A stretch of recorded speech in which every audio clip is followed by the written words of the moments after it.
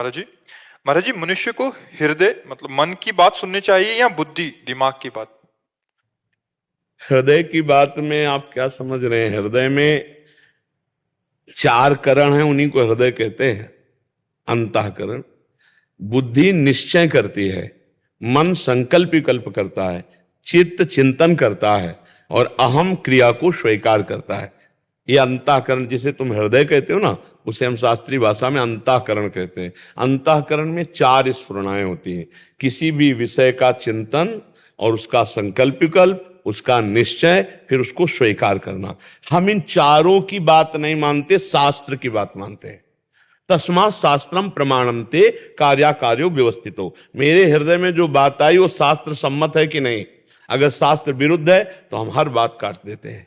हमारा जो ज्ञान है सत्संग से सुना हुआ, शास्त्रों में जो पढ़ा ले, इसीलिए अब आजकल अज्ञानी लोग अधिक बढ़ रहे, मनमानी आचरण कर रहे।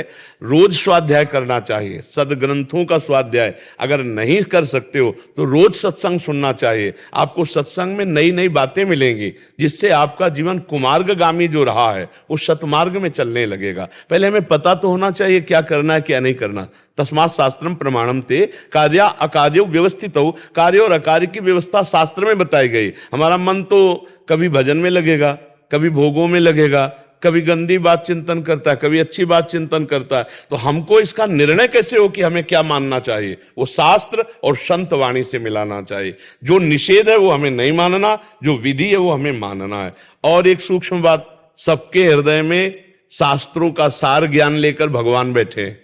जब आप गलत करने चलोगे तो बड़ी धीमी आवाज में भगवान की आज्ञा होती, ये गलत है, आपको नहीं करना। बुलाता है ना सबके हृदय। जब आप कुछ गलत करना चाहोगे तो अव्यक्त रूप से हमारे जो परम मित्र हितैषी भगवान है वो हमको सूचना देते हैं, ये गलत मार्ग है। पर हम उनकी अवहेलना कर देते हैं और मन की बात मान करके चल देते हैं।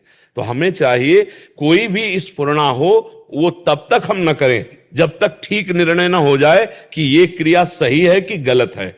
अगर वो गलत है तो लाख बार मन हमको कहे हमें नहीं करना चाहिए।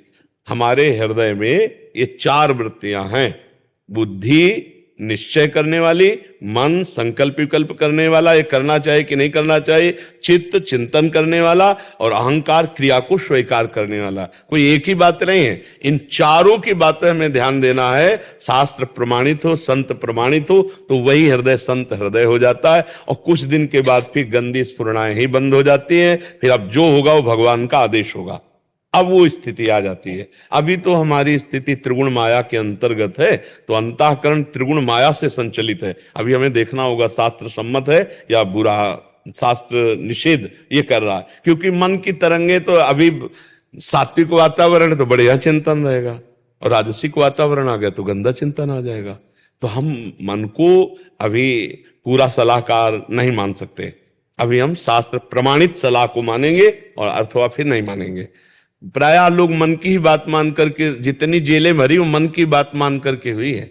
जितने भी रोग दुख आ रहे हैं ये सब मन की बात मानने के कारण है। हमारे द्वारा पापाचरण हुआ, उसका हमें दंड मिल रहा है, चाहे जेल में मिले, चाहे शरीर में रोग के रूप में मिले या बाहर विपत्ति के रूप में मिले। तो हमें चाहिए बहुत होश में हो और हम ये सत्संग सुने, शास्त्र स्वाध्याय करें, जिससे हमें पता चले हमें क्या करना चाहिए क्या नहीं करना चाहिए। और नाम जरूर जप करते रहें। अगर नाम जप नहीं तो सब बेकार हो गया। बहुत सत्कर्म आपने किए, नाम जप नहीं किए तो स्वर्ग आदि लोकों को जाओगे, भोग कर फिर मृत्यु लोक में आ जाओगे, काम तो नहीं बना। और 10 बार भी राम राम कृष्ण कृष्ण हरि हरि राधा राधा बोल लिया तो यमराज के रजिस्टर में 10 बार नाम भारी पड़ जाएगा। अरे एक नाम की कीमत पूरे त्रिभुवन नहीं है तो 10 बार नाम, ऐसा कीमती नाम हम हर श्वास में सैकड़ों बार लेने की चेष्टा करें। श्वास श्वास में कितने अधिक से अधिक नाम ले ले। बड़ा आनंद आता है जब आप नाम के प्रति थोड़ा महत्व बुद्धि रखिए। जैसे रुपया कमाने में लोभ और बढ़ता चला जाता है, ऐसे भजन का लोभ बढ़ता चला। उठते बैठते चलते फिरते हंसते खाते पीते गाते कभी भी नाम का विस्मरण ना हो, ऐसा महत्व जागरण करे। तद विस्मरणेन परम व्याकुलते। कुछ दिन बाद नाम पकड़ लेता है। पहले साधक को नाम पकड़ाना होता है। वाचिक शुरू किया, फिर उपांश शुरू किया, फिर मानसिक शुरू किया। जब नाम श्वास दो विलग चलत है तो इनको भेद न मोह को भावे। श्वासा ही नाम, नाम ही श्वासा, नाम श्वास को भेद मिटावे, रोम रोम जब रग रग बोले तब कुछ स्वाद नाम को पावे। पहले हम नाम का निरंतर अभ्यास करें तो नाम के अभ्यास से सब कुछ ठीक हो जाएगा। हमारे हर प्रश्न का उत्तर नाम है। बड़े बड़े महापुरुषों के और शास्त्रों के और स्वयं जीवन की अनुभूति का विषय, बस नाम पकड़ लो, सब समस्याओं का समाधान नाम, सब प्राप्ति हो जाएगी लोक परलोक की भगवान। इससे बढ़कर क्या होगा? सुमिर पवन सुत पावन नामू, अपने बस करी राखे रामू, अपने बस करी राखे रामू। नाम जापक ने नामी को अधीन कर लिया। अब इससे बढ़कर क्या हो सकता है फल?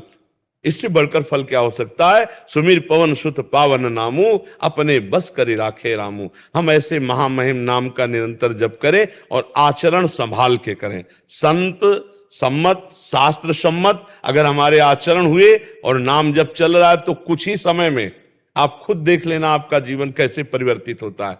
आज जो हमारी समाज काम क्रोध लोभ मोह मद के ज्यादा चक्कर में फंसकर गर्त में जा रही, उसका कारण है सत्संग ना सुनना, शास्त्र स्वाध्याय ना करना और नाम जप ना करना। उसी से कितनी कितनी गंदगी भरती चली जा रही है। अपने पूज्य जनों को पढ़े लिखे लोग अपमानित कर रहे हैं। जो विद्या विनय प्रदान करती है वही उद्दंडता में आ गई है। नए नए लड़के नशा करने लगे हैं, व्यभिचार की प्रवृत्ति बढ़ती जा रही है, एक दूसरे के प्रति राग द्वेष की भावनाएं पुष्ट होती जा रही। क्यों? क्योंकि अध्यात्म बीच में नहीं है, भगवान का नाम बीच में नहीं है, संतों के वचन बीच में नहीं है। जिसके जीवन में संत नहीं है, नाम नहीं है, भगवान नहीं है, वो जीवन मृत जीवन है। जिन